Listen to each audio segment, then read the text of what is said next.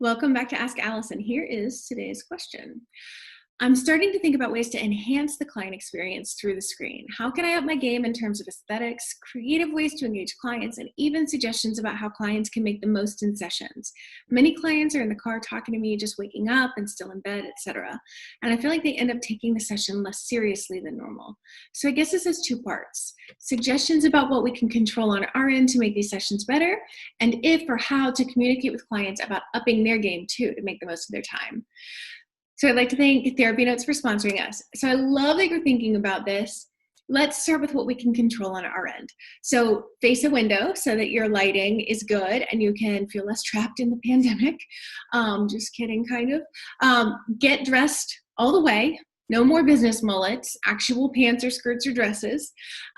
Set up the background behind you to accommodate your neck so that things look intentional, or your neck and your head. Right now, for those of you watching on video, I'm at a standing desk, and like this background doesn't require that in the way that some of the other backgrounds I've used have. Like when I was in our home office that used to be a playroom, I did some real strategic things to hide like the climbing wall and things like that in order to not be like, this is my kid's playroom. So what that takes for me is often setting up a video conference. It could be with a friend or a relative or whatever, and just playing with the things behind your head and then coming back and sitting back down. Get a supportive chair. That's important. Lift your computer up to a good height. And that way you're not looking down so much. That's partly like occupational therapy. Like we don't want our head and neck and back to get all hunched and bad. It's bad for us in general, but also you just look more engaged when you're not in pain. So lift whether it's a standing desk, whether it's just a bunch of books, like that was what I was using I used a wooden box. So there are all sorts of things to lift your computer up. It doesn't have to be fancy. You don't have to spend any money. So if you happen to be somebody who shares some of your humanity in session, that works with some modalities and some therapists, but not others, you could share about how making these changes for you is impacting your experience of your work. You can invite your clients to give it a shot in their life as well, so that they kind of get dressed and get ready for the session in the way that they would if they were coming into your office. It's possible that your experience of them taking therapy less seriously is projection. They may just be in better in their car and cozy enough to dig deep in there. So I'm putting that out there just in case that could be the truth for you.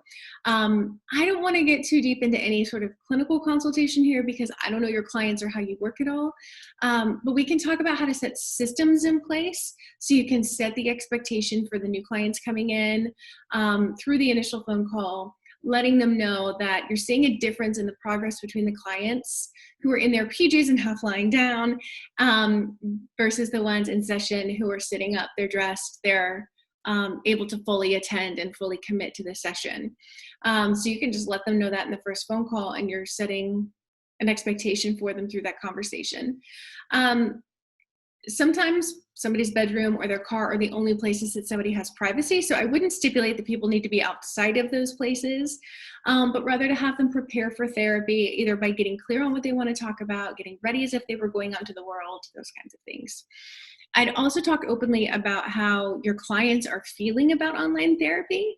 If it's not projection, if your people really are just kind of like phoning in their session, I think it's important to bring it up. Like, it feels different from my end now that we are online. Is it feeling different on your end too? Sometimes we don't bring that up because we're afraid of the answer. You know, I don't love to bring the hard stuff up. I really, truly don't, but I think it's important to.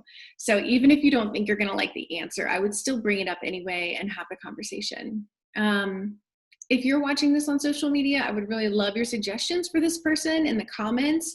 If you're finding some ways whether it's the aesthetic or the clinical, like how you're engaging your clients in different ways online. If you will pop that in the comments, I would absolutely love to see them. If you're needing more clients to engage with, then we've got you covered over in the Abundance Party, where that's our goal, is to make that happen. It's only $49 a month, and it teaches you everything you need to know how to have a great practice. That's at abundanceparty.com. And if you have questions for Ask Allison, please DM me over at Instagram. I'm abundance_practice_building. All right, y'all have a good day.